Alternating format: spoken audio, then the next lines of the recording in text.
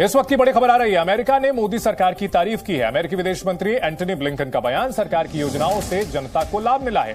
भारत सफलता की अभूतपूर्व कहानी लिख रहा है। हमने ये देखा है कि वक्त के साथ साथ इंडिया के प्राइम मिनिस्टर नरेंद्र मोदी की पॉपुलैरिटी में इजाफा होता जा रहा है। I guess he is the right prime minister at the right time. India की आने वाले 5 सालों में जो इकोनॉमी है 10 ट्रिलियन डॉलर्स की हो जाएगी, ऐसा कहना है वर्ल्ड इकोनॉमिक फोरम के प्रेसिडेंट का। डॉक्टर साहब, ये जो इस वक्त हम सिचुएशन देख रहे हैं, निगरान हुकूमत है, मसाइल का अंबार है, इलेक्शन अभी होने में वक्त बाकी है कि कोई इलेक्टेड गवर्नमेंट आएगी और फिर कुछ लंबे प्लान्स बनाएगी कि कैसे मईशत को बहरानों से निकालना है। 2023 कहा जा रहा है कि was a landmark year for India, जैसा कि इसमें जो G20 की प्रेसिडेंसी थी वो रही, जो अचीवमेंट्स हासिल की गई, और इसमें एक defining role in shaping the future of the global economy in 2024 and beyond for India. हम दुनिया में सबसे तेज सड़कें बना रहे हैं, दुनिया में सबसे ज्यादा फॉरेन डायरेक्ट इन्वेस्टमेंट हमारी कंट्री में आ रहा है, टेक्नोलॉजी हमारी कंट्री में आ रही है। दुनिया में जो टेक्नोलॉजी हब, जो टेक्नोलॉजी जायंट्स हैं, वो लगातार इंडिया से कांटेक्ट किए जा रहे हैं। भारत में महंगाई है 4.9%।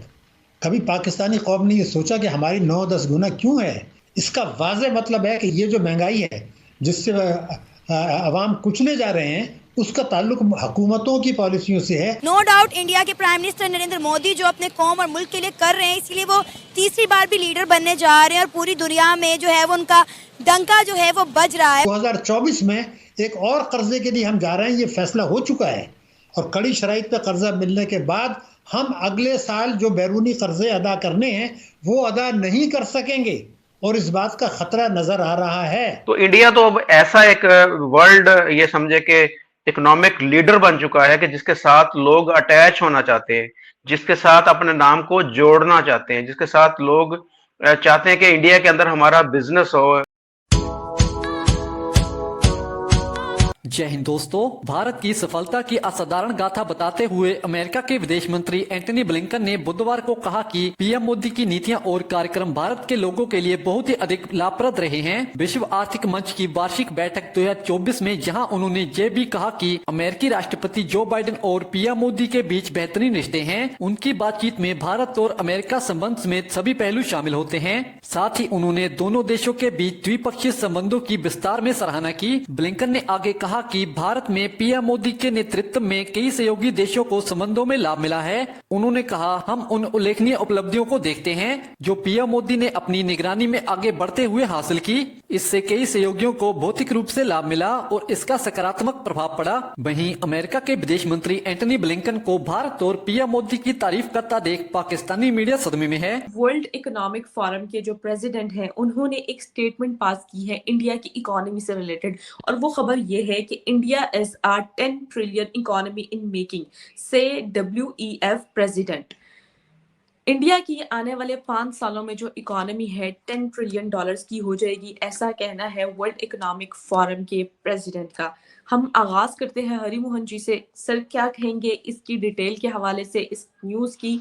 वर्ल्ड इकोनॉमिक फोरम इंडिया की तारीफों में पुल बांध रहे हैं और प्रेडिक्शंस कर रहे हैं, क्या कहेंगे? अगर आप इसे देखेंगे तो यहाँ असलियत में वर्ल्ड इकोनॉमिक फोरम ने जो कहा है, इंडिया इज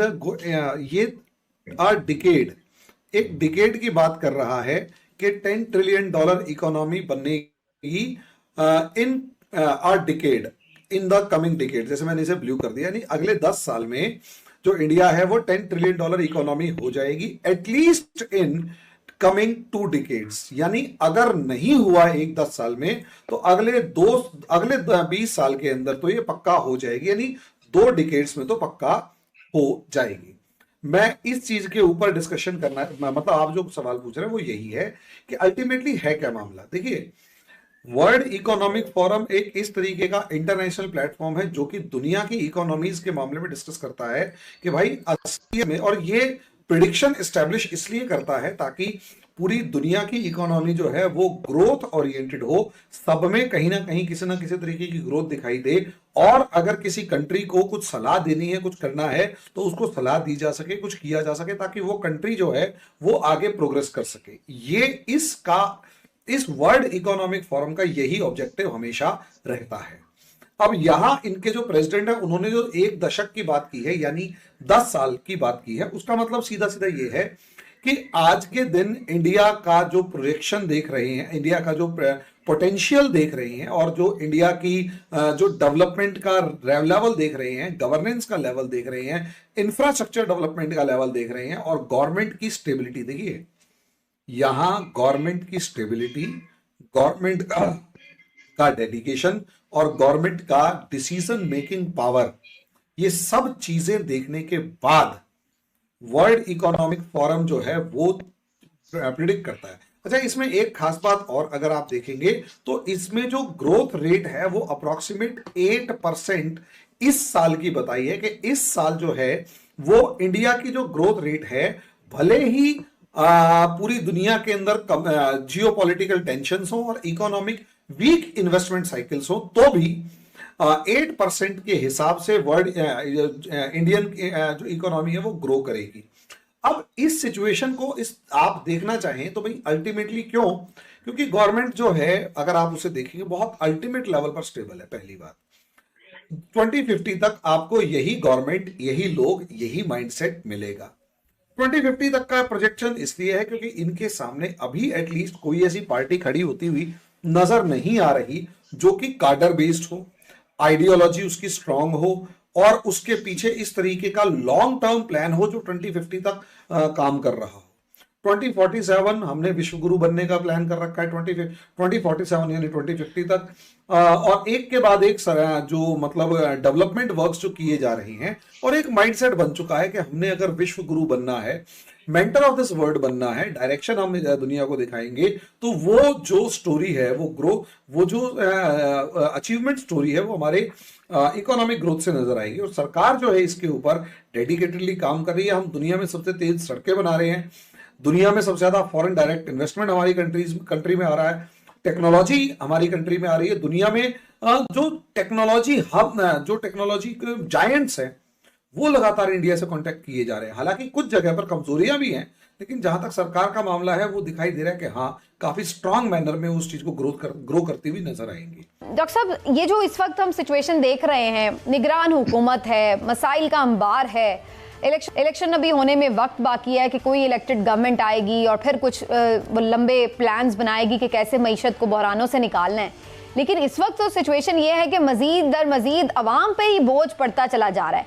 तो ये अब बिजली भी महंगी हो गई है, अब इसका कसूर किस पे डाला जाए? ये क्या पहले वाले जो हमारे एग्रीमेंट्स हैं उनका शाखसाना है या कोई इसकी नई वजूहात है? बहुत शुक्रिया। ये जो पाकिस्तान की मईशत मुकम्मल तौर पर तबाह व बर्बाद है, महंगाई आपने बात की, श्रीलंका में महंगाई है 3.4%। कभी पाकिस्तानी कौम ने ये सोचा कि हमारी 9-10 गुना क्यों है? भारत में महंगाई है 4.9%। इसका वाज़ेह मतलब है कि ये जो महंगाई है जिससे अवाम कुचले जा रहे हैं, उसका ताल्लुक हुकूमतों की पॉलिसियों से है। वफाकी हुकूमतें, सूबाई हुकूमतें, निगरां हुकूमतें, उसके बाद आपका FBR, SCCP, उसके बाद जो है ना सियासतदान, ब्यूरोक्रेसी, उलमा, मुफ्ती हजरात, बैंकारी का निज़ाम, तमाम जो हैं वो मुल्की और बैरूनी अशराफिया के गठजोड़ है। महंगाई कई गुना ज़्यादा, और शरह नमू भारत और दूसरे मुल्कों के मुकाबले में 1/3, और उसके बाद भूख और अफलास, तालीम और सेहत और तरक्याती अखराजात में इस साल 16,000 अरब रुपए की कटौती की गई है जो वायदे की गए थे उसके मुताबिक, और उसके बावजूद हमारा बजट खसारा आसमान पर है। अगर मैं आपके नाज़रीन की खिदमत में ये अर्ज़ करना चाहूँ कि जनाब, अभी हम IMF से किस्तें हमें 2 मिलनी हैं जो अबूरी मुद्दत का कर्जा है, उसके बाद 2024 में एक और कर्जे के लिए हम जा रहे हैं, ये फैसला हो चुका है। और वो कर्जा भी अगर आपको मिल जाता है, दोस्त ममालिक से कर्जे और इमदाद भी मिल जाती है, और कड़ी शराइत पर कर्जा मिलने के बाद हम अगले साल जो बैरूनी कर्जे अदा करने हैं वो अदा नहीं कर सकेंगे, और इस बात का ख़तरा नज़र आ रहा है कि हम अपने कर्ज़ों की रीशेड्यूलिंग और रीप्रोफाइलिंग की तरफ जाएंगे, जो एक और खौफनाक बात होगी।